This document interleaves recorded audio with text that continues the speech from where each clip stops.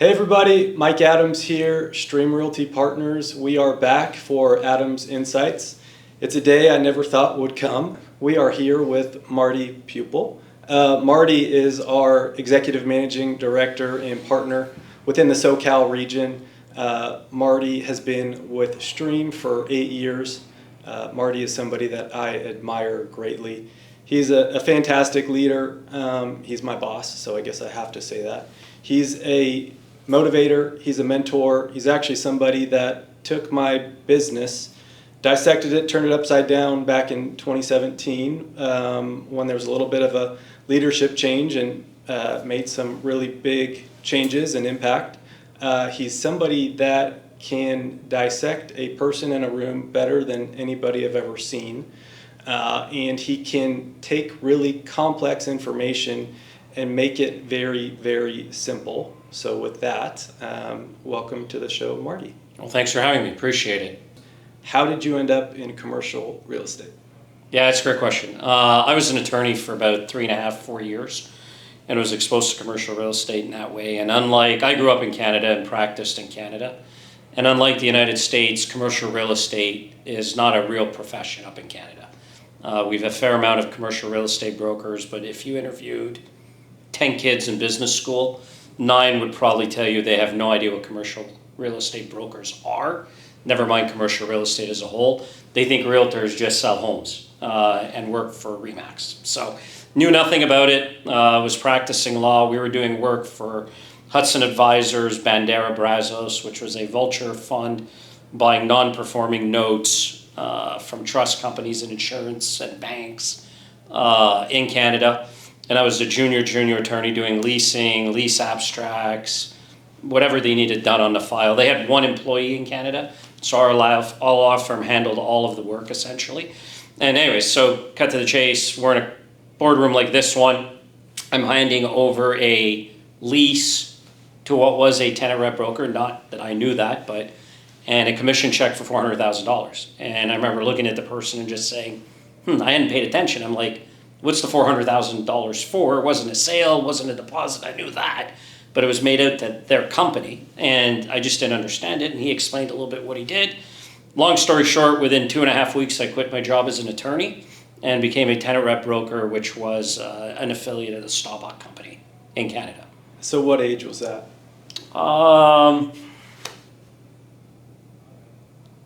29, 30. Married, kids? I was married. Our firstborn was on the way. She was born in June, and I started on our wedding anniversary, which was April 17th of 2001. Wow. And I remember hearing bits and pieces of this story. Tell me how you used to dial in your script with Kathy. Yeah, no, that's a great question. My wife started out in life insurance, financial planning business. So when I came home and told her I was transitioning into more of a sales role, it didn't take a whole lot to explain to her. You know, the beautiful thing about our business is you get to run your business with no financial risk and 50% of the revenues. You know, like I tell people who want to get into their business, in this business, there is no other business like it. Think about a celebrity chef coming to pitch you. They have no money. They want you to open up a restaurant in the nicest place in the world. You put up all the capital, you build it out for them, you do all the marketing, and you're not going to split the profits with them. They're going to take 50% of the revenue out the door for, in return, bringing all the people in, they'll tell you, because they're great chefs. And I looked at that and I said, this is like a no-brainer. I got to do this. I never sold a thing in my life. So when I told my wife about it... Wait, so no sales experience? Zero, none. Zero. And I'm not, if you've met me and you know me, I'm not the big rah-rah guy in a room. And I think that's, you know, if you look at a lot of the great salespeople in our industry, they're not necessarily the loudest, most boisterous people. They're the more, I would say, quiet, low-key, super smart, analytical, and get things done. So service sales is a little bit different than product sales.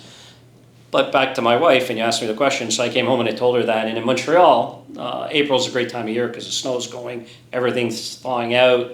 Our child was on the way. I had no idea what I was doing, and there was no training at Staubach, zero.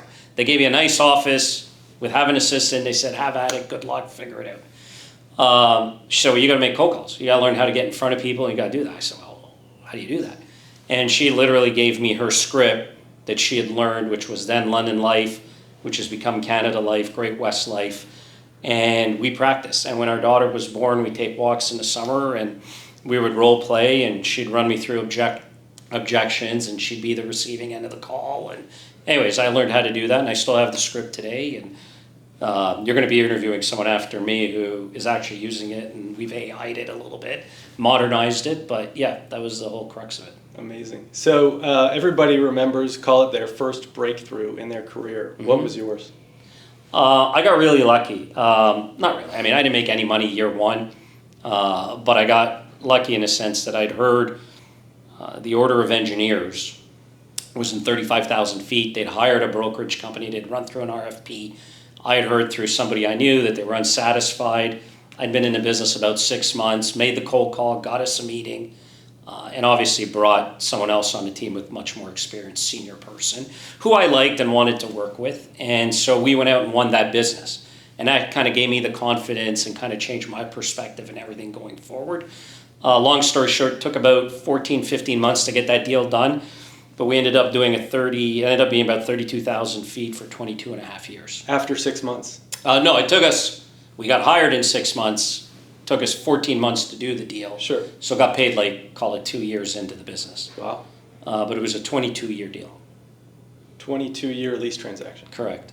And the person I partnered with ended up doing that renewal about a year ago.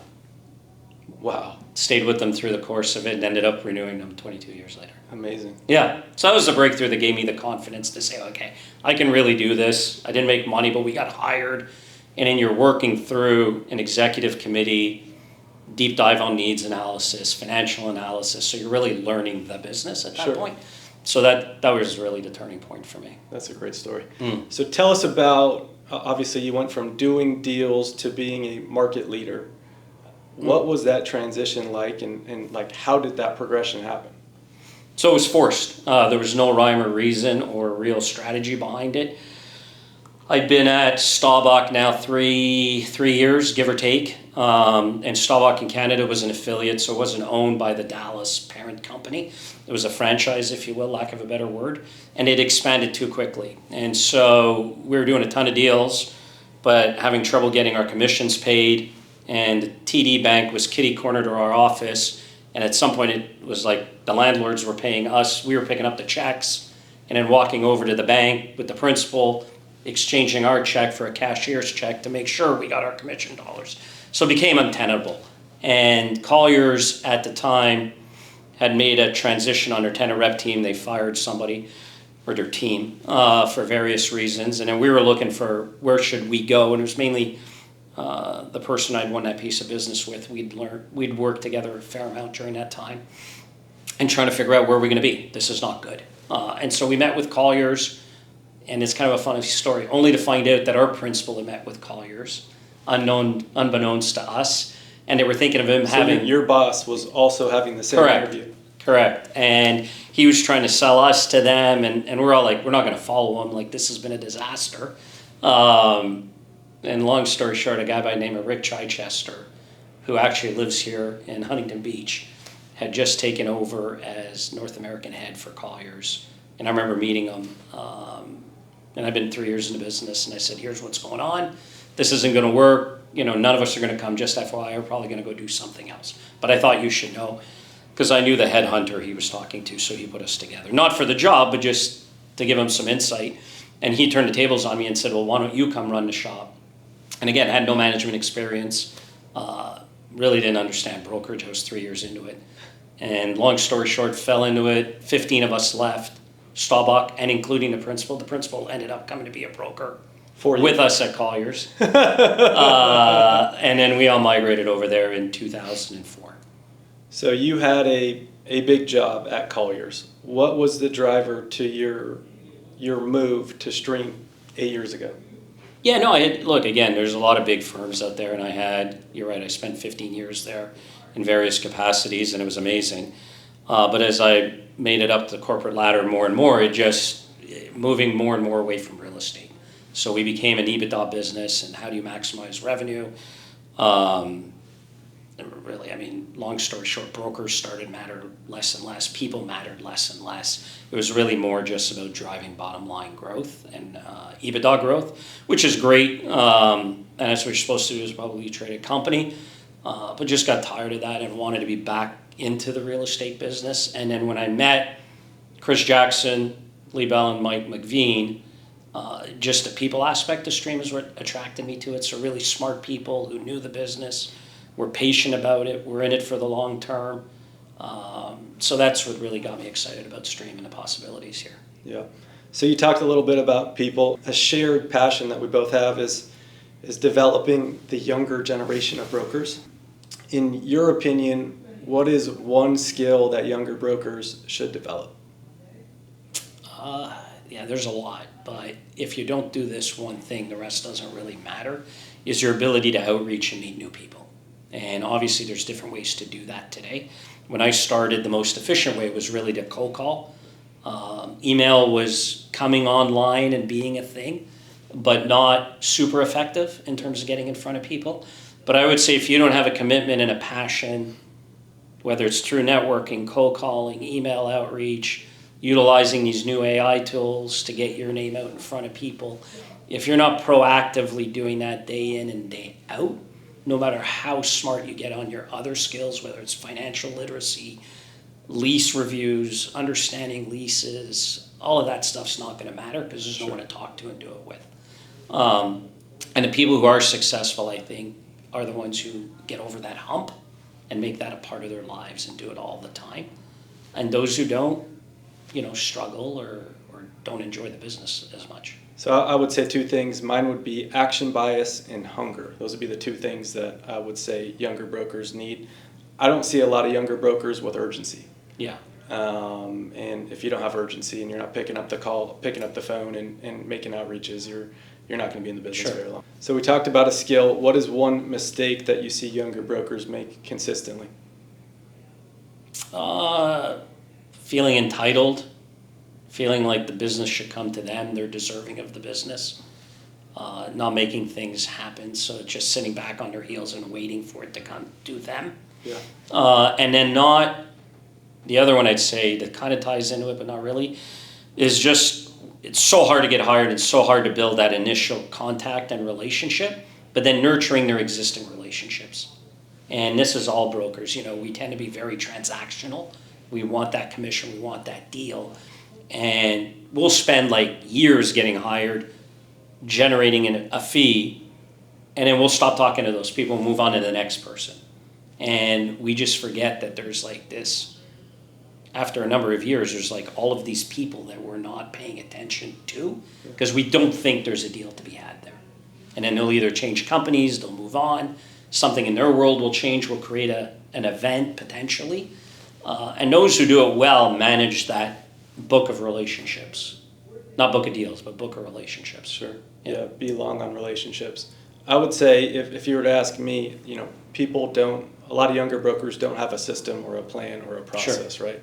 And they're just kind of going about their business willy-nilly and not treating brokerage like a business. I would agree. It is a business. Absolutely. Yeah. So what is the single best piece of advice you've ever been given, and who gave it to you? I wish I had a lot of mentors growing up. I didn't. I wasn't that fortunate. But a gentleman by the name of Pupil, who I partnered with early on when I got into the business, I think the single best thing he ever said to me is just don't take it personally. Just don't worry about anything. Just do your thing. Yeah. And it sounds simple and easy, but as you know, when you're making cold calls and you're going out and pitching often, you're going to face rejection more than you're going to face praise and adoration and getting hired. Sure. And you played baseball, so you understand it. It's no different. Baseball's probably the closest thing. Being a hitter is the closest thing in comparison to what we do, where if you do it 30% of the time, you're a Hall of Famer. Hall of Famer. That's the same thing for us, and that's what I try to explain to people is, if you're not feeling the pain of failure, you're just not swinging enough and you're not out there enough. Sure. And that's what he said to me, because I got, you get down and you get beat up, and you start to take things personally, and he was like, it's not personal. Yeah. They just got another relationship. They know someone else. Yeah. Don't worry about it. Just keep moving. So if you weren't in commercial real estate, what would you be doing? I'd be making wine. I own a winery. That was always a Really? dream of mine. Yeah. Okay. Yeah. Amazing. Yeah. That's awesome. Well, thank you very much for your time today. Really appreciate you. I appreciate what you do for me personally and what you do for the organization. My pleasure. If you'd like to reach out to Marty about job openings or stream or just have a conversation, Marty's always open to chat. We'll put his contact information up. If you want to have a conversation about any Orange County office, if you want an unfiltered view of your property, of your project, or a opinion of value of your building, let us know. As always, appreciate your time. If you want to be on Adams Insights, let us know. Thank you.